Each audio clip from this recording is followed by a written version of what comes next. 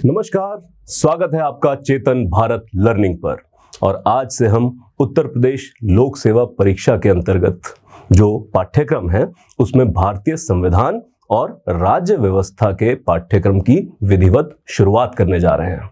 और आज के हमारी कक्षा के जो प्रमुख बिंदु रहेंगे वो होंगे संविधान आखिर होता क्या है, इसको किस तरह से परिभाषित कर सकते हैं, और इसी के साथ दुनिया भर के संविधानों को किस तरह से वर्गीकृत किया गया है। और इसी के साथ जानेंगे भारतीय संविधान की संरचना किस सभा के द्वारा की गई और किन चरणों से होते हुए संविधान की संरचना की गई है। शुरुआत करते हैं इस बात से कि आखिर संविधान होता क्या है। और कक्षा की शुरुआत में अगर ये प्रश्न मैं आपसे पूछूं और आप इसका उत्तर तलाशने की कोशिश करें तो जरा कुछ क्षण सोचकर मुझे बताएं कि संविधान आखिर होता क्या है और इसको कैसे परिभाषित किया जा सकता है, किन शब्दों से परिभाषित करेंगे आप। कुछ क्षण हैं आपके पास, सोच के मुझे बताएं।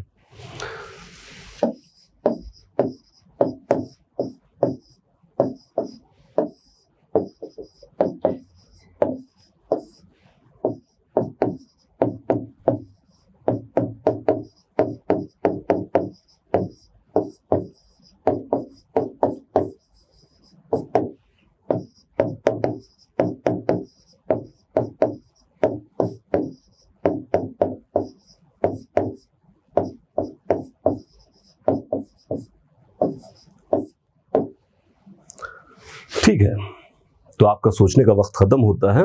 और अगर आपने मेरे प्रश्न पर संजीदगी से सोचा है तो मेरा ख्याल है जो विचार दिमाग में आए हैं सर्वप्रथम तौर पर वो कुछ ऐसे होने चाहिए कि देश का सर्वोच्च कानून या फिर देश का एक नियामक आलेख या फिर देश चलाने के लिए कानून, जिसमें देश चलाने की जितनी भी संस्थाएं हैं उनके गठन और उनकी शक्तियों का विवरण किया गया है।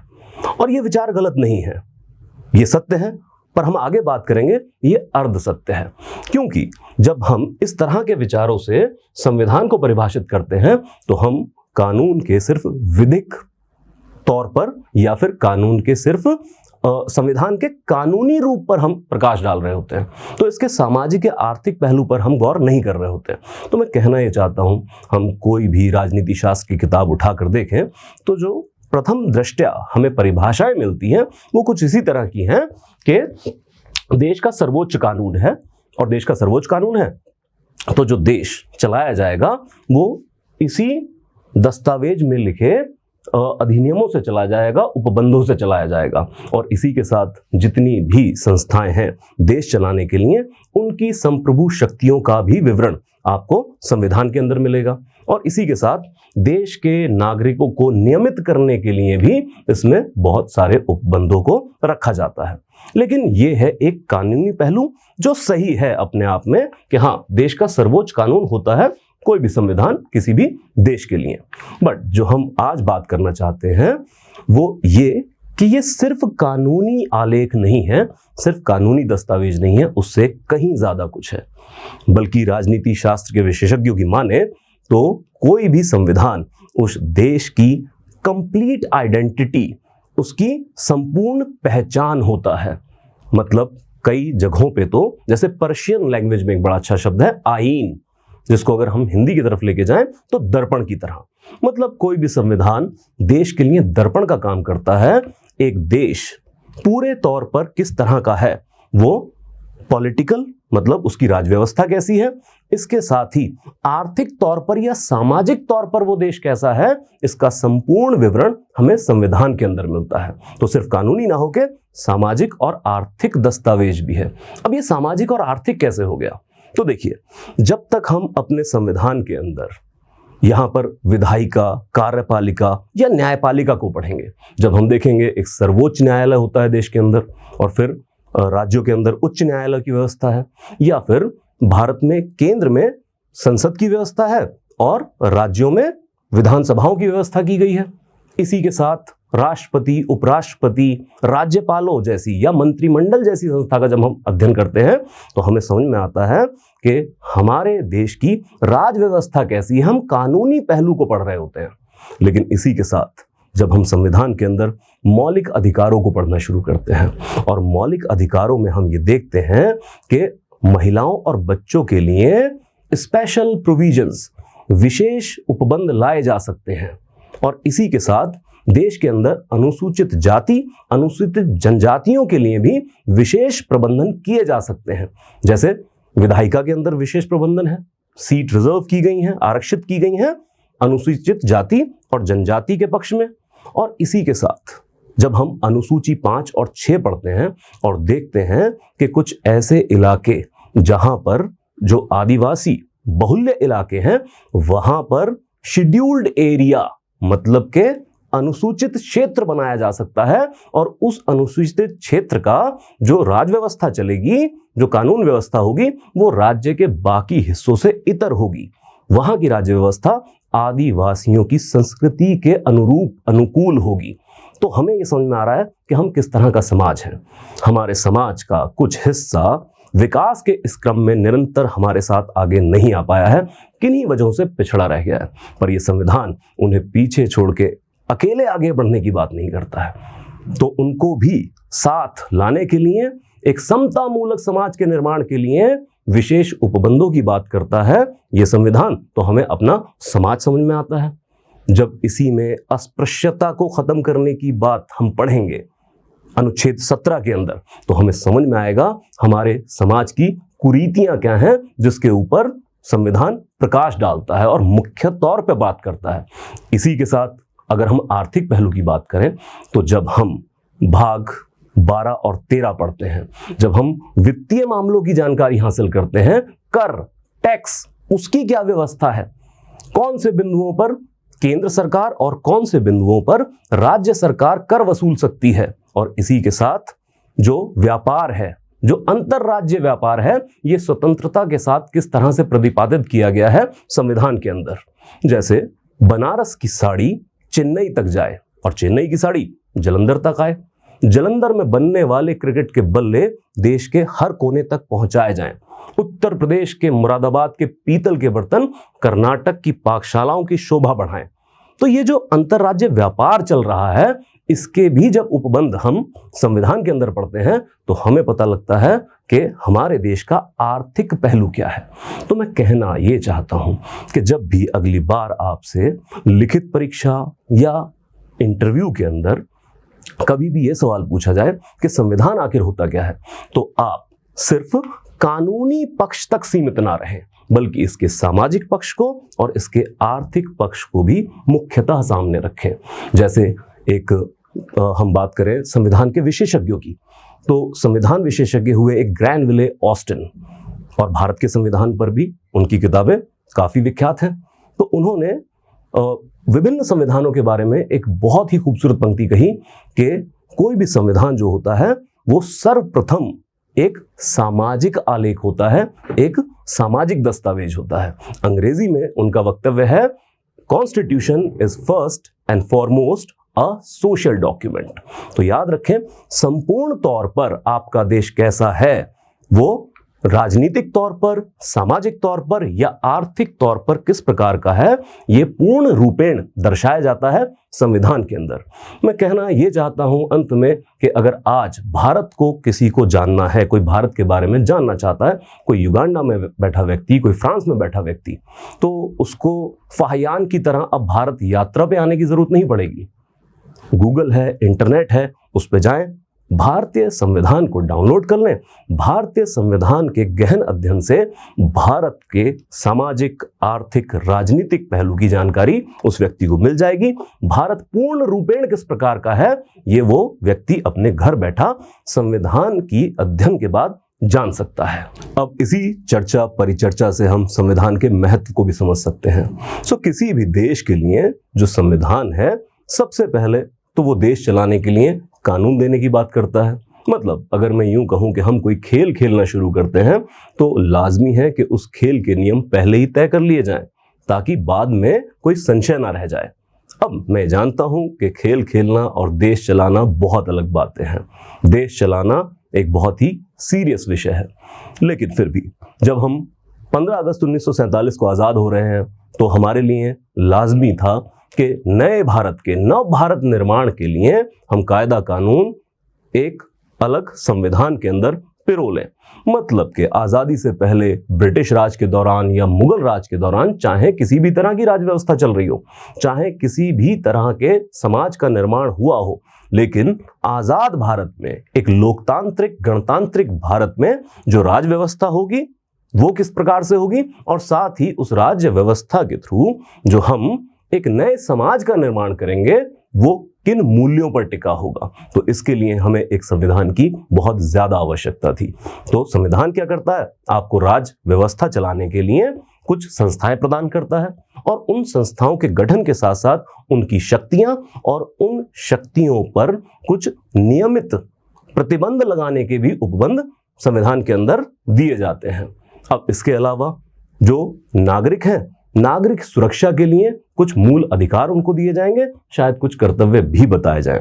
और इसी के साथ जो संविधान होता है वो नागरिकों के, लोगों की उम्मीदों, अपेक्षाओं और आकांक्षाओं का भी आलेख होता है। जैसे जब हम अपने मूल अधिकार पढ़ेंगे तो हम देखेंगे कि समानता का भाव समाज के अंदर स्थापित करना है, या फिर लोगों को स्वतंत्रताएं प्रदान करनी है, शोषण के विरुद्ध अधिकार देना है, उनको संस्कृति या शिक्षा का अधिकार देना है, साथ ही धार्मिक स्वतंत्रता का भी अधिकार होगा। तो यही तो अपेक्षाएं थी आजादी से लोगों की, क्योंकि गुलाम भारत में ये जो मूल अधिकार दिए गए हैं, जैसे वो स्वतंत्रता हो, समानता हो या धार्मिक स्वतंत्रता का अधिकार हो, ये लोगों को प्राप्त नहीं था। तो आजादी के साथ हम ऐसा ही तो समाज चाहते थे। तो इस संविधान में लोगों की उम्मीदें, अपेक्षाएं और आकांक्षाएं भी पिरोई जाती हैं, साथ में मतभेदों का भी जिक्र होता है, लेकिन ये भी रहता है कि इन मतभेदों को हम किन मूल्यों पर आपसी सहयोग में बदलेंगे। और इसी के साथ संविधान ना सिर्फ नागरिकों को एक राजनीतिक व्यक्तित्व प्रदान करता है, बल्कि एक नैतिक व्यक्तित्व भी प्रदान करने का काम करता है। अब आते हैं दूसरी तरफ, जिसके अंदर हम चर्चा करेंगे कि संविधानों का वर्गीकरण किस प्रकार से किया गया है, और खासकर हमारे पाठ्यक्रम से संबंधित वर्गीकरण क्या है। तो दो प्रकार से वर्गीकृत किया गया है संविधानों को, जिसमें एक हम कहते हैं कि लिखित और दूसरा हम कहते हैं अलिखित। जैसे शायद आपने सुना भी हो कि इंग्लैंड और न्यूजीलैंड, ये ऐसे दो प्रसिद्ध देश जहां पर अलिखित संविधान है। और इसके अलावा भारत या फिर अमेरिका की हम बात करें तो ये दो देश हैं जहां पर लिखित संविधान है। तो जब मैं स्कूल में पढ़ता था तो मेरे लिए ये बहुत उत्सुकता का विषय था कि इंग्लैंड के अंदर अलिखित संविधान कैसे है, मतलब क्या इन्होंने कभी कुछ संविधान के नाम पर लिखा ही नहीं है, और क्या भारतीय प्राचीन परंपराएं, श्रुति और स्मृति जैसी परंपराओं के द्वारा ये अपने संविधान को पीढ़ी दर पीढ़ी आगे बढ़ाते चले जाते हैं। पर जब थोड़ा पढ़ा और समझ आई तो पता लगा कि ये दोनों शब्द ही अपना परिचय सही तरह से नहीं देते हैं। तो जो असल शब्द है वो है संहिताबद्ध। लिखित के लिए इस्तेमाल किया जाता है संहिताबद्ध, और दूसरी तरफ होगा असंहिताबद्ध।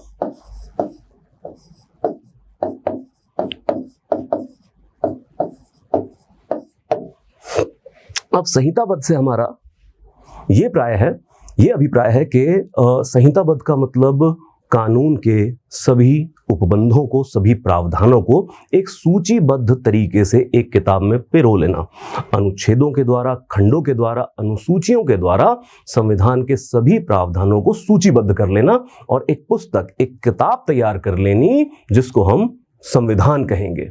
और इसके उलट अलिखित का मतलब ये नहीं कि उन्होंने कुछ लिखा नहीं है, बल्कि अगर हम सही बात करें तो दुनिया भर के अंदर कानून लिखने की जो प्रथा आई है वो इंग्लैंड से आई है। 1215 में मैग्ना कार्टा साइन कर लिया था, तब से लिखित कानूनों का प्रचलन है इंग्लैंड के अंदर। अब जब हम बात करते हैं कि फिर इनका अलिखित क्यों है, तो यहां पर संहिताबद्ध नहीं किया गया है, मतलब कि इंग्लैंड ने, न्यूजीलैंड ने कभी कोई एक पुस्तक नहीं तैयार की है, अपने संविधान के प्रावधानों को सूचीबद्ध नहीं किया है एक किताब के अंदर। मतलब जो अलिखित संविधान है इसमें बहुत सारे प्रावधान लिखे हुए भी होते हैं, बल्कि हम आगे देखेंगे कि इंग्लैंड की संसद जो भी कानून पास करती है वो उनके संविधान का हिस्सा होती है, तो उनके पास लिखा हुआ कानून भी है, लेकिन इस लिखे हुए कानून के साथ या फिर इस लिखे हुए संविधान के अलावा बहुत सारा अलिखित भी है जो परंपराओं के माध्यम से प्रक्रियाएं आगे बढ़ाई जाती हैं, जो हजारों सैकड़ों साल से परंपराएं चली आ रही हैं राज व्यवस्था के अंदर, वो किसी कानून में नहीं लिखी जाती हैं, बट उनको पूर्ण रूपेण फॉलो किया जाता है, इंप्लीमेंट किया जाता है समाज और राज व्यवस्था के अंदर। तो ये है अलिखित और सही शब्द असंहिताबद्ध। अब इसमें हम आगे देखें कि इस वर्गीकरण के अंदर और क्या महत्वपूर्ण बिंदु हैं जो हमारे पाठ्यक्रम से संबंधित है। तो एक तो हमने बात संहिताबद्ध और असंहिताबद्ध की कर ली है, लेकिन दोनों में एक बड़ा फर्क ये होता है कि जहां पर भी लिखित संविधान है वहां पर संविधान सर्वोच्च होता है, और जो राज्य के 3 अंग हैं, वो विधायिका है, कार्यपालिका है और न्यायपालिका है, वो संविधान से ही अपनी शक्तियां ग्रहण करती हैं। बट इसके उलट अलिखित संविधान में संसद सर्वोच्च होती है, और अलिखित संविधान वहां की संसद से अपनी शक्तियां प्राप्त कर रहा होता है। जैसे मैंने अभी कहा कि इंग्लैंड की संसद आज जो भी कानून पास करती है वो स्वभावतः ही संविधान का हिस्सा बन जाता है। तो इंग्लैंड के अंदर संसद संविधान लगातार बना रही है, और हमारे यहाँ पर संविधान लिखा गया है और संसद संविधान से अपनी शक्तियां प्राप्त करती है। तो बिल्कुल उलट है ये सिस्टम इंग्लैंड और इंडिया के अंदर, या फिर कहें लिखित और अलिखित संविधान जहां पर लागू होते हैं वहां पर यह प्रक्रिया उलट चलती है। अब इसी के साथ जब हम ये बात कर रहे हैं कि संसद सर्वोच्च है, तो अलिखित संविधान सर्वोच्च नहीं होता है, संसद की सर्वोच्चता तय होती है। जैसा कि इंग्लैंड के अंदर बहुत सारी कहावतें हैं कि इंग्लैंड की संसद कुछ भी कर सकती है, कुछ भी कर सकती है, उस पर कोई रोक टोक नहीं है, बस ये एक मर्द को महिला या महिला को मर्द नहीं बना सकती है। वैसे बहुत सारे कथन वहां के समाज में प्रचलित हैं। अब एक और अहम बिंदु पर आते हैं, और वो है कानूनों का भेद। मतलब कि जहां पर लिखित संविधान है, एक होगा संविधान और फिर होंगे अन्य कानून, अन्य विधि। अब ये जो अन्य कानून है, अब हम समझ रहे हैं कि देखिए किसी भी देश को चलाने के लिए आपको बहुत सारे कानूनों की जरूरत पड़ती है। वो आपराधिक कानून भी हो सकते हैं, वो सिविल कानून भी हो सकते हैं। तो हमारे पास बहुत सारे कानून हैं, जैसे भारतीय दंड संहिता है, आपराधिक प्रक्रिया संहिता है, या फिर सिविल प्रक्रिया संहिता है, या फिर भारतीय साक्ष्य अधिनियम है।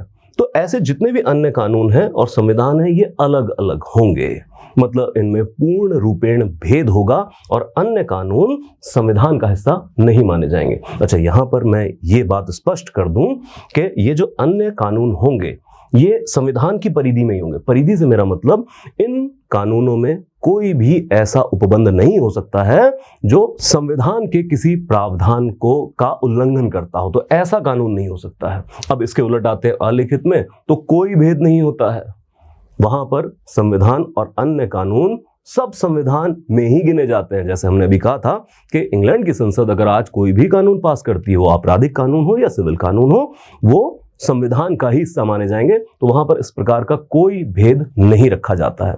और इसी के साथ आते हैं एक और बहुत महत्वपूर्ण शब्द पर कि लिखित कानून अधिनियमित होता है।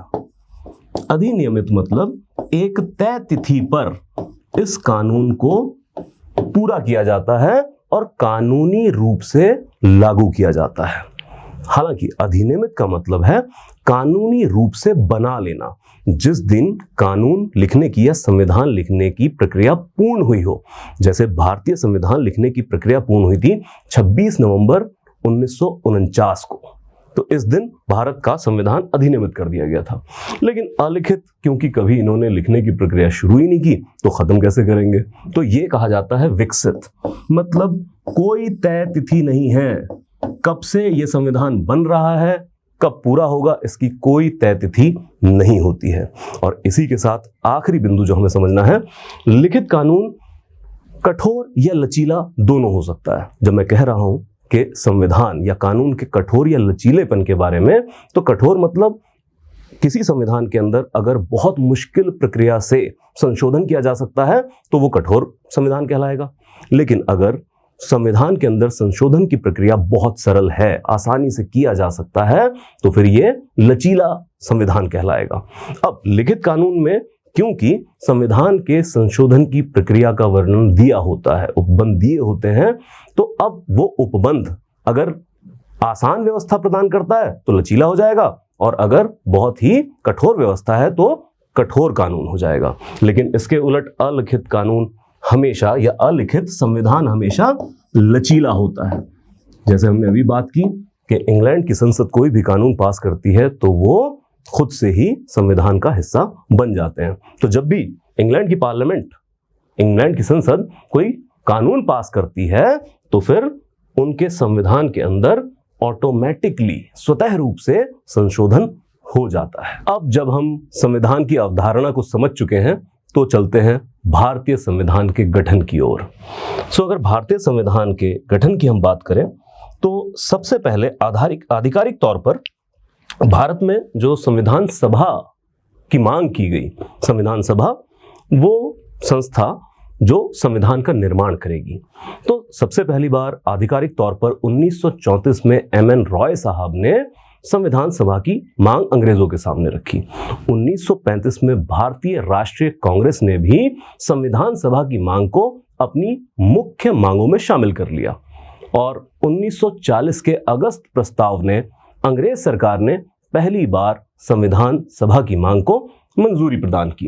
लेकिन एकदम तो अंग्रेज कुछ करते नहीं थे, तो भारतीय मांगों के दबाव में अंततः 1946 में कैबिनेट मिशन नाम की एक 3 सदस्य समिति को भारत भेजा गया, जिसका मुख्य उद्देश्य था भारत के अंदर संविधान सभा की संरचना और उसके प्रारूप को स्थापित करना। अब ये कैबिनेट मिशन जिसमें 3 सदस्य थे, बहुत सारी परीक्षाओं में इसके 3 सदस्यों के नाम पूछे जा चुके हैं। तो 3 सदस्य थे Lord Pethick Lawrence, A V. Alexander and Stafford Cripps. अब ये 3 सदस्य समिति कैबिनेट मिशन के नाम से भारत आती है 1946 में और साथ ही भारत की विभिन्न राजनीतिक दलों से विचार विमर्श करती है। उस वक्त के जितने बड़े नेता थे उनसे विचार विमर्श करती है, जैसे कि भारतीय राष्ट्रीय कांग्रेस या फिर भारतीय मुस्लिम लीग या फिर हिंदू महासभा और गांधी जी से अलग से वार्तालाप। तो जब इन सब से वार्तालाप करती है तो एक संविधान सभा का प्रारूप प्रदान करती है। तो कैबिनेट मिशन के दौरान या इसके द्वारा जो संविधान सभा की संरचना प्रदान की गई उसमें टोटल 389 सदस्यों को प्रस्तावित किया गया। अब 389 सदस्यों में से भारत के अलग अलग भूभाग से लोगों का आना तय था, लेकिन इसमें जो हम भारत के भूभाग की बात कर रहे हैं तो हम जानते हैं कि अंग्रेजी सरकार के दौरान जो भारत के भूभाग को प्रशासनिक व्यवस्था के अनुरूप बांटा गया था उसमें मुख्य तौर पर थे ब्रिटिश राज्य और दूसरी तरफ देसी रियासतें। तो इसके अंदर 296 लोग तय किए गए या 296 सदस्य तय किए गए जो ब्रिटिश राज्यों से आने थे और साथ ही 93 सदस्य तय किए गए जो देसी रियासतों से आने थे। देसी रियासतें मतलब जहां पर राज तो राजे रजवाड़े कर रहे थे बट अंततः राज की कार्यकारी शक्तियां वो अंग्रेजों के पास थी। और दूसरी तरफ अगर हम बात करें जो भारतीय राज्य थे या फिर जिसको ब्रिटिश राज्य कहा जाता था उस दौरान, तो ब्रिटिश राज्यों में जो प्रांतीय असेंबलियों का उदय हो चुका था जहां पर लोग अपने मताधिकार का इस्तेमाल करते हुए अपने प्रतिनिधि चुनते थे और वो जनप्रतिनिधि इन ब्रिटिश राज्यों में कानून बनाने का काम करते थे। और दूसरी तरफ थे देसी रियासतें जहां राजे और नवाब वगैरह राज कर रहे हैं। अब दूसरी तरफ आए तो जो ब्रिटिश राज्यों से सदस्यों के चुने जाने की प्रक्रिया थी वो थी अप्रत्यक्ष चुनाव के द्वारा। अप्रत्यक्ष चुनाव मतलब यहां पर नागरिकों से मतदान नहीं कराया गया बल्कि नागरिकों ने अपने मतदान के द्वारा जो प्रतिनिधि चुने थे उन प्रतिनिधियों ने मतदान कर इन 296 सदस्यों को संविधान सभा में चुन लिया। ये कुछ ऐसा ही है जैसे आज राज्यों की विधानसभाओं से राज्यसभा के सदस्य चुने जाते हैं। और दूसरी तरफ आए तो जो देसी रियासतें थी यहाँ पर तो चुनाव भी नहीं करवाया गया, यहाँ पर व्यवस्था थी नामांकित करने की। मतलब राजे रजवाड़ों ने जिस भी व्यक्ति को नामांकित कर दिया वो व्यक्ति सदस्य बन गया विधानसभा का। तो किसी भी राजा ने कहा कि तुम इधर आओ, तुम मेरे मामा के लड़के हो और तुम 8वीं पास हो, बहुत पढ़े लिखे हो, जाओ संविधान सभा में हमारी रियासत को प्रतिनिधित्व दो, तो वो व्यक्ति वहां पर पहुंच गया। तो ऐसे करते हुए टोटल 389 लोगों की एक संविधान सभा बना दी गई। अब परीक्षा में हमें किस तरीके से कथन आ सकते हैं, तो हम देख रहे हैं कि आंशिक तौर पर यह चयनित व्यवस्था है और आंशिक तौर पर नामांकित व्यवस्था है। तो इस तरह के कथन से प्रश्न बनाए जाते हैं। अब आते हैं इस तरफ कि 9 दिसंबर, ये तिथि आपको जरूर याद रखनी है। 9 दिसंबर 1946 को संविधान सभा की पहली मीटिंग होती है। दिल्ली के संसद भवन जहां पर आज है, अभी तक तो है क्योंकि सेंट्रल विस्टा बना नहीं है, तो जो दिल्ली की संसद भवन है इसका जो मेन हॉल है वहीं पर केंद्रीय हॉल के अंदर ये मीटिंग चलती है। अब 9 दिसंबर को ये मीटिंग शुरू होती है तो फिर परंपरा के तौर पर डॉक्टर सच्चिदानंद सिन्हा को अस्थायी तौर पर इसका अध्यक्ष चुन लिया गया और 11 दिसंबर को बारी आई चयनित अध्यक्ष की प्रक्रिया पूरा करने की। तो डॉक्टर राजेंद्र प्रसाद जी को संविधान सभा का चयनित अध्यक्ष चुन लिया गया। जब तक यह संविधान सभा काम करेगी तब तक डॉक्टर राजेंद्र प्रसाद ही इसके अध्यक्ष रहेंगे। अब संविधान बनाने की प्रक्रिया शुरू की जाती है और 13 दिसंबर 1946 को जवाहरलाल नेहरू संविधान सभा में एक उद्देश्य प्रस्ताव लेकर आते हैं। उद्देश्य प्रस्ताव के मार्फत वो ये कहना चाहते थे कि जो संविधान इस संविधान सभा के द्वारा हम बनाना जा रहे हैं उस संविधान के उद्देश्य क्या होने चाहिए, किन उद्देश्यों की पूर्ति के लिए ये संविधान बनाया जाएगा, उस संविधान में जो प्रावधान होंगे वो किस तरीके से होने चाहिए ताकि लोगों के मौलिक अधिकार और राज्य की संप्रभु शक्तियां उन उद्देश्यों के निहितार्थ ही हम इस संविधान के अंदर प्रारूप दें। अब हम इस बात पे आते हैं कि 13 दिसंबर को जवाहरलाल नेहरू जी ने सबसे पहले उद्देश्य प्रस्ताव प्रस्तावित किया। इससे पहले कि उस पर चर्चा हो पाती एक अहम घटना घटती है संविधान सभा के अंदर। संविधान सभा के एक माननीय सदस्य एस जयकर साहब उठकर स्थगन प्रस्ताव संविधान सभा के पटल पर रख देते हैं। अब स्थगन प्रस्ताव था कि संविधान सभा की कार्रवाई को रोक दिया जाए। अब सभी सदस्य जयकर साहब की तरफ देखने लगे कि बड़ी मुश्किल से इतने सालों के संघर्ष के बाद ये मौका आया है कि हम अपना संविधान लिखने जा रहे हैं, आप स्थगन प्रस्ताव क्यों लेकर आ रहे हैं। तो जयकर साहब का कथन ये था कि 13 दिसंबर 1946 तक जो अखिल भारतीय मुस्लिम लीग थी उसने संविधान सभा को ज्वाइन नहीं किया था।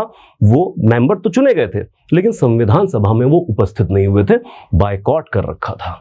और बायकॉट किस बात के ऊपर था? बायकॉट इस बात के ऊपर था कि उस वक्त की भारतीय मुस्लिम लीग पाकिस्तान की मांग पर अड़ी हुई थी। भारतीय मुस्लिम लीग जिसको नेतृत्व दे रहे थे आगा खान या फिर मोहम्मद अली जिन्ना साहब, तो वो ये चाहते थे कि हिंदुस्तान का संविधान ना बने बल्कि पाकिस्तान अलग से एक देश बनाया जाए और उसके लिए एक अलग संविधान सभा हो।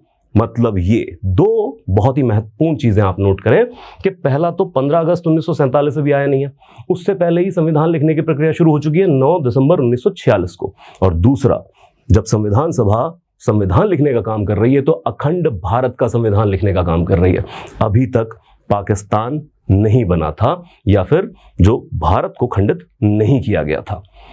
अब इस पर काफी वाद विवाद होता है और एक बहुत ही महत्वपूर्ण वक्तव्य होता है डॉक्टर अंबेडकर के द्वारा, क्योंकि इस पर संविधान सभा में मतभेद गहरा गए थे। जैसे बहुत सारे लोगों ने कहा कि मुस्लिम लीग की इन्हीं मांगों की आपूर्ति के लिए जो हम बार बार मुस्लिम लीग के आगे झुकते हैं, आज देश विभाजन के कगार पे खड़ा है, तो अब हमें मुस्लिम लीग का इंतजार नहीं करना चाहिए। लेकिन इसी दौरान वक्तव्य देने के लिए पहली बार संविधान सभा में खड़े होते हैं डॉक्टर भीमराव अंबेडकर और वो कहते हैं कि मैं इस बात के सही या गलत की बात नहीं कर रहा हूं। मैं संविधान सभा से सिर्फ एक प्रश्न करना चाहता हूं कि क्या यह सही रहेगा कि अल्पसंख्यकों की प्रतिनिधित्व करने वाली एक पार्टी अगर संविधान सभा में मौजूद नहीं है तो क्या उसके बिना हम संविधान लिखने का काम शुरू करें? क्या ये युक्तिपूर्ण है? क्या ये उचित रहेगा? तो आने वाली पीढ़ी में जो बहुत सारे अनन्य अल्पसंख्यक हैं हमारे यहाँ पर, वो जातिगत आधार पर हो सकते हैं, जनजाति आधार पर हो सकते हैं या विभिन्न धार्मिक आधार पर हो सकते हैं, उनको आप क्या जवाब देंगे कि भारत जब संविधान लिखने की बात कर रहा था, जब शुरुआत कर रहा था, तो अल्पसंख्यकों के प्रतिनिधित्व को इग्नोर करते हुए आपने संविधान लिखने का काम शुरू कर दिया। इस वक्तव्य के बाद सभी शांत हो जाते हैं और कहते हैं कि लोकतांत्रिक मूल्य यही कहते हैं कि कुछ समय दिया जाए मुस्लिम लीग को संविधान सभा में उपस्थित होने के लिए। और समय दिया गया 20 जनवरी 1947 तक का, क्योंकि यही वो दिन था जब मोहम्मद अली जिन्ना साहब ने मुस्लिम लीग की एक मीटिंग बुलाई थी जिसमें उन्हें निर्णय लेना था कि वो संविधान सभा में उपस्थित होंगे या नहीं होंगे। लेकिन 20 जनवरी से पहले ही मोहम्मद अली जिन्ना ने ये मीटिंग बिना कोई कारण बताए रद्द कर दी। अब जब संविधान सभा 20 जनवरी के बाद मिलती है, अब संविधान सभा के पास कोई चारा नहीं रह गया था। हम या फिर संविधान सभा मुस्लिम लीग को उचित समय दे चुकी थी निर्णय लेने का कि वो संविधान सभा में आना चाहते हैं या नहीं आना चाहते हैं। इसके बाद मुस्लिम लीग की अनुपस्थिति में ही संविधान को लिखने का काम शुरू कर दिया गया और 22 जनवरी 1947 को सबसे पहला काम किया गया। ये जो उद्देश्य प्रस्ताव था जो 13 दिसंबर को पेश किया गया था जवाहरलाल नेहरू जी द्वारा, उसको गहन विचार विमर्श के बाद प्रस्ताव वो स्वीकार कर लिया गया कि हाँ, यही भारत के संविधान के उद्देश्य होंगे। संविधान सभा की जिस घटना का हम अभी जिक्र कर रहे थे, ये हमारे लिए अति महत्वपूर्ण है। तो हमें ये याद रखना चाहिए कि जो हमारे पुरखे थे जिन्होंने ये संविधान की रचना की है, उन्होंने संविधान की जड़ों में आखिर कौन से बीज रोपित किए हैं। तो वो बीज हैं समन्वय के, वो बीज हैं समानता और समता मूलक समाज के, जहां पर अल्पसंख्यकों के अधिकारों को वंचित नहीं किया जा सकता है अल्पसंख्यकों को देने से।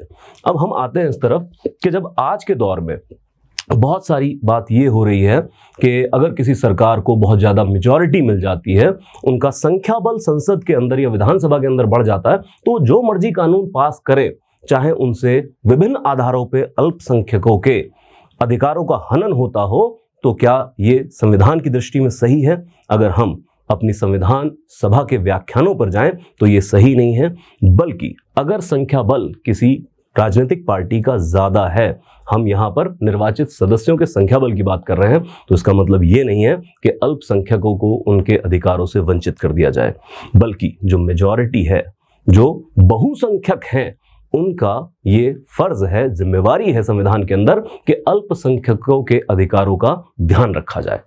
अब हम आते हैं कि 20 जनवरी के बाद संविधान लिखने का काम विधिवत शुरू हो जाएगा। इससे पहले कि हम आगे चलें, एक और दुखदाई घटना घट जाएगी और एक काला दिन आएगा, 3 जून 1947। आप देख रहे हैं कि अभी तक 15 अगस्त नहीं आया, आज़ादी नहीं मिली है, सब काम पहले ही हो रहा है। अब 3 जून 1947 को क्या हुआ? माउंटबेटन प्लान अनाउंस कर दिया गया। और माउंटबेटन प्लान क्या था? भारत का विभाजन। तो भारत को 2 टुकड़ों में तोड़ दिया गया, एक बना भारत और दूसरा पाकिस्तान। आज का बांग्लादेश भी तब पूर्वी पाकिस्तान ही हुआ करता था। अब जब पाकिस्तान अलग देश बन गया तो पाकिस्तान के लिए अलग संविधान सभा का निर्माण होना था। तो इस संविधान सभा के अंदर जो सदस्य पाकिस्तान के भूभाग से आए थे, उन सदस्यों की संख्या को घटा दिया गया और घटाने के बाद जो सदस्य हमारे पास संविधान सभा के बचते हैं वो हुए 299, जिसके अंदर 229 सदस्य थे ब्रिटिश राज्यों से और 70 सदस्यों को नामांकित किया गया देसी रियासतों से। तो 2 नंबर जरूर याद रखें आप। एक, शुरुआती दौर में संविधान सभा की संख्या बल था 389 और जब 3 जून 1947 के बाद पाकिस्तान को अलग कर दिया गया तो संख्या बल हुआ 299। अगर ये 2 नंबर भी याद रह जाएंगे तो परीक्षा में जो प्रश्न है वो हल हो जाएंगे। मूलतः यहीं से प्रश्न पूछे जाते हैं। अब इसके बाद इन 299 लोगों ने संविधान की रचना की काम शुरू की और संविधान की संरचना में एक महत्वपूर्ण बिंदु याद रखें कि ये संविधान सभा के सभी सदस्य एक वक्त में एक ही काम के ऊपर अपना श्रम बल खर्च नहीं करते थे, बल्कि संविधान सभा को अलग अलग समितियों में, अलग अलग कमेटीज में बांट लिया गया। कुछ उसी तरह से जैसे हमारे परिवारों में शादी होती है तो सारा परिवार मिलकर एक वक्त में एक काम पर ही नहीं जुट जाता है, बल्कि काम को बांट लिया जाता है कि चलिए लड़का या लड़की के मामा जी आ गए हैं तो आप हलवाई वाला काम संभाल लीजिए, चलिए कुछ औरतें, कुछ रिश्तेदार तैयार होंगे और वो कपड़े लाने का काम करेंगे, कुछ लड़के आ जाएंगे तो वो डीजे का प्रबंध करेंगे। तो इस तरह से काम बांट लिए जाते हैं और अलग अलग समितियां जब ये काम करके आती हैं तो आपस में विचार विमर्श के बाद कामों को पूर्ण रूपेण कार्यान्वित कर दिया जाता है। अब इसी तरह से संविधान सभा भी समितियों में बट गई। जैसे कुछ नहीं कि 5-7 लोग, आप इधर आइए भाई, आप बड़े अच्छे वकील हैं, जाइए आप नागरिकता के ऊपर प्रावधान लिख के लाइए, आप मौलिक अधिकारों के ऊपर प्रावधान लिख के लाइए, और 8-10 लोगों को इकट्ठा किया कि आप मौलिक अधिकारों के ऊपर प्रावधान लिख के लाइए। अब जब सभा स्थगित की जाती थी तो फिर ये सदस्य जाते थे और कुछ रिसर्च वर्क करते थे, अध्ययन अध्यापन का काम करते थे और अलग अलग लोगों से मिलते थे, जैसे किसी यूनिवर्सिटी के प्रोफेसर से मिले। और अध्ययन अध्यापन में तो दुनिया भर के 60 संविधानों का अध्ययन किया गया। ताकि उनकी अच्छी चीजों को किस तरह से भारतीय संविधान में पिरोया जा सके। इस अध्ययन अध्यापन के बाद ये वापस आते थे, जिस भी बिंदु के ऊपर वो समिति होती थी उसका एक प्रारूप बना के लाते थे। जैसे नागरिकता कानूनों का एक प्रारूप बना के ले आएंगे जो संविधान में शामिल होने जा रहे हैं, उस पर गहन विचार विमर्श किया जाता था। अगर किसी संशोधन की जरूरत होती थी, कोई नया प्रस्ताव होता था, तो वो संशोधन कर दिया जाता था, या फिर प्रारूप में अगर कोई चीज संविधान सभा की सहमति प्राप्त नहीं कर पाती थी तो उस चीज को संशोधन के द्वारा बाहर निकाल दिया जाता था। तो इस तरीके से टुकड़ों टुकड़ों में संविधान बनने लगा। 5000 से ज्यादा संशोधन किए गए, ये जितने भी अलग अलग समितियां प्रस्ताव या प्रारूप लेकर आई थी। अब नोट्स के अंदर आपको इस तरह की समितियों का जिक्र मिल जाएगा और आपका काम सिर्फ इतना कि उन समितियों को उनके अध्यक्ष के नाम से आप याद रखेंगे। परीक्षा में पूछे जाने वाले प्रश्न अध्यक्ष पर ही केंद्रित होते हैं, कि मतलब जैसे केंद्र की शक्तियों की जो समिति थी वो नेहरू साहब के अंदर थी, या फिर एक बहुत ही महत्वपूर्ण समिति थी जो थी मौलिक अधिकार, अल्पसंख्यक और आदिवासी मामलों के ऊपर सलाहकार समिति, ये पटेल साहब के अंदर थी। और इन सब समितियों में एक सबसे अति महत्वपूर्ण समिति थी प्रारूप समिति, जिसको ड्राफ्टिंग कमेटी अंग्रेजी में कहा जाता है। ये डॉक्टर अंबेडकर साहब की अध्यक्षता में काम कर रही थी। अब ये अति महत्वपूर्ण इसलिए थी कि इस समिति का काम था ये जो भी टुकड़ों में संविधान आ रहा है उस सब को मिला के संविधान का एक अंतिम ड्राफ्ट तैयार करना, एक अंतिम प्रारूप तैयार करना। अब इस समिति के अंदर वैसे तो अंबेडकर साहब के साथ 7 सदस्य और भी थे, लेकिन कोई सदस्य बीमारी की वजह से तो कोई राजनीतिक कारणों से दिल्ली से ही बाहर रहा। तो ये सर्वविदित है कि अंबेडकर साहब को अकेले ही प्रारूप तैयार करने का काम करना पड़ा। ये एक बड़ी वजह से है जिसकी वजह से हम डॉक्टर अंबेडकर को और बिल्कुल सही तौर पर भारत के संविधान के रचयिता के तौर पर या भारत के संविधान के पिता के तौर पर मानते हैं। क्योंकि बात सिर्फ प्रारूप समिति की नहीं थी, इसके अतिरिक्त जितनी भी समितियां थीं उनमें भी महत्वपूर्ण किरदार अदा किया डॉक्टर अंबेडकर साहब ने। और इसके अलावा संविधान सभा में जब भी किसी बिंदु को लेकर कोई संशय होता था तो उस संशय को खत्म करने के लिए डॉक्टर अंबेडकर के व्याख्यान बहुत ही ज्यादा महत्वपूर्ण रोल के अंदर थे। मतलब संविधान सभा में वैसे तो उस वक्त के सभी दिग्गज नेता थे, उस वक्त के बड़े बुद्धिजीवी भी थे। अगर मैं इसमें से परीक्षा के अनुसार आपको 2 नाम निकालने को कहूं तो 2 नाम जरूर याद रखिएगा, ना तो महात्मा गांधी और ना ही मोहम्मद अली जिन्ना। ये संविधान सभा के सदस्य नहीं थे। उस वक्त के बड़े नामों में से ये 2 नाम संविधान सभा के सदस्य नहीं थे। इसके अलावा आप जितने भी बड़े नाम उस वक्त के ले लें, वो के एम मुंशी साहब हों, अल्लादी कृष्ण स्वामी अय्यर हों, वो इसके अलावा नेहरू साहब हों, पटेल साहब हों, मौलाना आज़ाद साहब हों, तो ये सब आपको संविधान सभा में बैठे मिलेंगे। लेकिन इन सब के बीच में यदि कोई सबसे ज़्यादा पढ़ा लिखा और सूझवान व्यक्ति माना जाता था तो निश्चित ही डॉक्टर अंबेडकर साहब थे, और इसी वजह से उनको संविधान का रचयिता भी माना जाता है। हालांकि हम ये जानते हैं कि संविधान निर्माण का काम ये सारी संविधान सभा मिलकर कर रही है। तो अगर परीक्षा में ये प्रश्न हमसे पूछा जाता है कि क्यों डॉक्टर अंबेडकर को ही संविधान का रचयिता माना जाता है, तो ये सारे बिंदु हम अपने उत्तर में लिख सकते हैं। अब आगे आते हैं कि जब टुकड़ों टुकड़ों में संविधान बन रहा है और सब कमेटियां समितियां अपने प्रस्ताव लेके आ रही हैं, संशोधन के द्वारा संविधान बनता जा रहा है, तो ये प्रक्रिया कब पूर्ण रूप लेती है? तो याद रखें एक और तारीख 26 नवंबर 1949। मतलब संविधान लिखने की ये प्रक्रिया जो 9 दिसंबर 1946 से शुरू हुई वो पूर्ण रूप लेती है 26 नवंबर 1949 को, जब भारत का संविधान अधिनियमित कर दिया गया। अध्यक्ष संविधान सभा के और बाकी सदस्यों ने इसके ऊपर हस्ताक्षर कर दिए और कह दिया संविधान बनकर तैयार हो चुका है, जिसको लागू किया जाएगा 26 जनवरी 1950 से। बट ये याद रखें कि कब पूरा हुआ संविधान, तो 26 नवंबर 1949 को ये पूरा हो चुका था। अब संविधान सभा के द्वारा संविधान लिखने की कार्यवाही तो पूर्ण रूपेण हो चुकी है, परंतु परीक्षा की दृष्टि से और क्या महत्वपूर्ण प्रश्न हो सकते हैं संविधान सभा के बारे में, तो इनको जान लेते हैं। एक तो संविधान सभा ये याद रखें कि सिर्फ संविधान लिखने का काम नहीं कर रही थी, बल्कि उस दौर में ये भारत के संसद के तौर पर भी काम कर रही थी। जैसा हम जानते हैं कि 15 अगस्त 1947 को राजनीतिक तौर पर आज़ादी मिल गई तो अंग्रेज यहाँ से चले गए, लेकिन संविधान लागू होगा 26 जनवरी 1950 को, और भारत में पहला निर्वाचन, जो पहले चुनाव होंगे वो होंगे 1951 और 52 में जाकर। तो 15 अगस्त 1947 से 1952 तक भारत में राज्य की बागडोर, राज की शक्तियों की बागडोर किसके पास थी? तो याद रखें, यही संविधान सभा भारत की संसद के तौर पर भी काम कर रही थी। मतलब वर्ष के कुछ दिनों में ये संविधान सभा के तौर पर मिलते थे और संविधान लिखने का काम करते थे, और बाकी दिनों पर ये संसद के तौर पर मिलते थे और अन्य कानूनों का निर्माण करते थे। और इसी संसद के अंदर चल रही थी एक अंतरिम सरकार। अंतरिम सरकार, जब भी कोई देश ऐसी परिस्थिति से गुजरता है जहां पर उसका जो राजनीतिक व्यवस्था है वो व्यवस्थित तौर पर नहीं उपलब्ध है, तो फिर उस देश के, उस समाज के कुछ महत्वपूर्ण नेताओं को लेकर एक सरकार बना दी जाती है और कुछ समय के लिए, ताकि जैसे ही स्थिरता आए तो फिर चुनाव के द्वारा एक लोकतांत्रिक सरकार का गठन कर दिया जाए। तो जवाहरलाल नेहरू की प्रधानमंत्री होने के साथ ही उनके साथ एक अंतरिम सरकार भी काम कर रही थी इसी संसद के अंदर या फिर इसी संविधान सभा के अंदर। अब इसके अलावा और परीक्षा की दृष्टि से कौन सी तारीख या कौन सा काम बहुत महत्वपूर्ण है वो जरूर याद रखेंगे। एक आप याद रखेंगे 22 जुलाई 1947, और एक आपने तारीख और याद रखनी है, वो है 24 जनवरी 1950।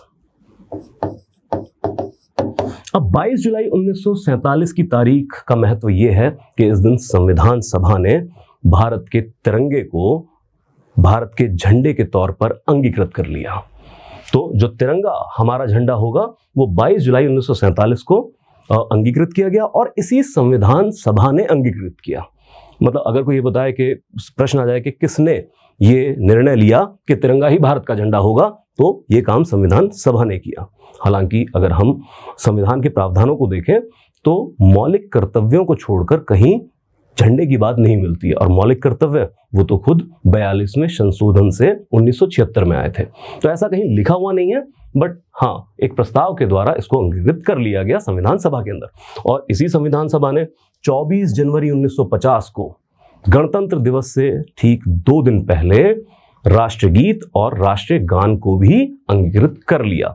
यहां पर भी कोई प्रावधान ऐसा नहीं लिखा गया है संविधान के अंदर, बट एक प्रस्ताव के द्वारा उसको अंगीकृत कर लिया गया कि यही हमारा राष्ट्रगीत होगा और यही हमारा राष्ट्रीय गान होगा, जिसमें हम बात कर रहे हैं वंदे मातरम और जनगण मन की। अब आगे चलते हैं, तो इस संविधान सभा के और क्या महत्वपूर्ण कार्य थे, तो ये भी याद रखें कि 1949 में जो कॉमनवेल्थ नेशंस नाम की एक संस्था बनी, कॉमनवेल्थ राष्ट्र या राष्ट्रमंडल कहा जाता है, उसकी सदस्यता का सत्यापन भी इसी संविधान सभा ने किया था। और इसके अलावा भारत के प्रथम राष्ट्रपति डॉक्टर राजेंद्र प्रसाद जी का राष्ट्रपति के तौर पर भी चयन इसी संविधान सभा ने किया। मतलब ये संविधान सभा 2 बार डॉक्टर राजेंद्र प्रसाद का चयन कर रही है। सबसे पहले 11 दिसंबर 1946 को संविधान सभा के अध्यक्ष के तौर पर, और फिर बाद में भारत के राष्ट्रपति के तौर पर जो डॉक्टर राजेंद्र प्रसाद जी का चयन होगा वो भी यही संविधान सभा करती है। तो ये सारे वो अति महत्वपूर्ण काम है जो संविधान सभा ने संविधान लिखने के साथ साथ किए, और इसके अलावा परीक्षा की दृष्टि से बहुत ही अति महत्वपूर्ण बिंदु हैं जो आपको याद रखने होंगे। अब चलते हैं आगे संविधान सभा की कुछ ऐसी बातों के बारे में जिसको इसकी कमियों के तौर पर प्रतिपादित किया जाता है, या फिर कई बार ये आलोचनाओं के तौर पर भी प्रतिपादित की जाती हैं। जैसे संविधान सभा की प्रमुख आलोचनाओं में एक बात ये कि हिंदुओं की अधिकता थी, या फिर भारतीय राष्ट्रीय कांग्रेस के ज्यादा मेंबर थे। 80% जो मेंबर थे इसके अंदर, जो सदस्य थे, वो भारतीय राष्ट्रीय कांग्रेस से आते थे। इसके अलावा जैसे वकीलों की अधिकता थी, या फिर इसके अलावा गांधीवादी मूल्यों पर यह संविधान नहीं बनाया गया। अब ये सब आलोचना का विषय हो सकते हैं, लेकिन ये आलोचना उस वक्त के सापेक्ष में हमें समझनी होगी। मतलब ये कि उस वक्त की जो राजनीतिक और सामाजिक मजबूरियां थी या आर्थिक, राजनीतिक और सामाजिक संरचना थी, उनसे सहज ही ये सारा प्रारूप उपजता था। मतलब एक ऐसा देश जहां पर देश के अंदर, समाज के अंदर हिंदुओं की ही अधिकता है, बहुलता है, तो फिर ये कहीं ना कहीं संविधान सभा में भी परिलक्षित होना लाजमी था, लेकिन इसका मतलब ये नहीं था कि अन्य समुदाय संविधान सभा के सदस्य नहीं थे। तो हिंदू के अलावा सिख, बुद्ध, जैन या मुस्लिम वो भी इसके सदस्य थे। और फिर बात रही भारतीय राष्ट्रीय कांग्रेस की, तो उस वक्त कोई भी इतनी बड़ी राजनीतिक पार्टी नहीं थी, राजनीतिक दल नहीं था जिसका रुतबा या फिर जिसकी पहुंच आम जनमानस में भारतीय राष्ट्रीय कांग्रेस जितनी हो। जीवन पर्यंत किरदार इनके पास थे, जवाहरलाल नेहरू, पटेल जैसे लीडर्स। तो ये सब जो नेता थे, इनकी पहुंच भारतीय जनमानस में बहुत गहरी थी। तो फिर भारतीय राष्ट्रीय कांग्रेस के सदस्यों का जो ब्रिटिश राज्य थे वहां से जीत के आना तय ही था। इसके अलावा वकीलों की तो वैसे भी जरूरत थी, क्योंकि ये कानूनी दस्तावेज है। और गांधीयन मूल्यों पे हम इसलिए नहीं कहते हैं कि एक जो प्रमुख आलोचना का कारण है कि हमारे संविधान में शक्तियों का केंद्रीकरण किया गया है, मतलब राज की शक्तियां ज्यादा से ज्यादा संसद में या केंद्र सरकार को दी गई हैं। इसके उलट गांधी जी कहते थे कि ये नहीं होना चाहिए, बल्कि पंचायतों को शक्तियों का केंद्र बनाना चाहिए। तो हर गांव में पंचायतें हों और वहीं पर हर तरह की जो नीति है उसके निर्माण का काम चले, पंचायतों को अधिक से अधिक पावर दे दी जाए और संसद पंचायतों के स्वरूप में ही काम करे। मतलब जो पंचायतों से नीति बनकर आ रही है उसको लागू करने का काम संसद करे। लेकिन आधुनिक विश्व में ये व्यवस्था कहीं पर भी सफलतापूर्वक नहीं चल पाई है। तो फिर इन्हीं राज्य की मजबूरियों की वजह से हमें शक्तियों का केंद्रीकरण ही करना पड़ा। वो अलग बात कि 73वें संवैधानिक संशोधन के बाद हम पंचायतों और नगर पालिकाओं को भी संवैधानिक स्थिति दे चुके हैं, संविधान में उनके लिए प्रावधान कर दिए गए हैं। तो ये सब जो आलोचनाएं हैं ये उस वक्त के सापेक्ष में हमें समझनी होगी कि उस वक्त की जो भी हालात थे उनसे उपजी हुई ये सारी व्यवस्था थी और ये उस वक्त होना लाजमी था। ये थे संविधान सभा और संविधान के निर्माण के सभी अहम बिंदु जो हमारी परीक्षा की दृष्टि से अति महत्वपूर्ण है। उम्मीद है ये सारा जो अवधारणा है, संविधान की अवधारणा, संविधान के वर्गीकरण की अवधारणा और साथ ही में संविधान सभा का गठन, उसकी शक्तियां और उसने किस तरीके से संविधान का निर्माण किया है, ये आपको अच्छे से समझ में आया होगा। अब आपने करना ये है कि इस कक्षा के साथ जो नोट्स आपको दिए जाएंगे उन नोट्स को अच्छे से पढ़ना है और जितने भी बिंदुओं पर हमने, वो चाहे किसी फैक्ट का बिंदु हो या फिर किसी अवधारणा का बिंदु हो, उसको अच्छे से समझकर याद कर लेना है। तो हम उम्मीद करते हैं कि परीक्षा में इस विषय से या फिर इस बिंदु में जितने भी महत्वपूर्ण सवाल हैं वो हमारी कक्षा से बाहर नहीं जाएंगे। इसी रेंज में सवाल होंगे, प्रश्न होंगे जिनको अब हम सटीक उत्तर के साथ सॉल्व कर सकते हैं। आज के लिए इतना ही। धन्यवाद।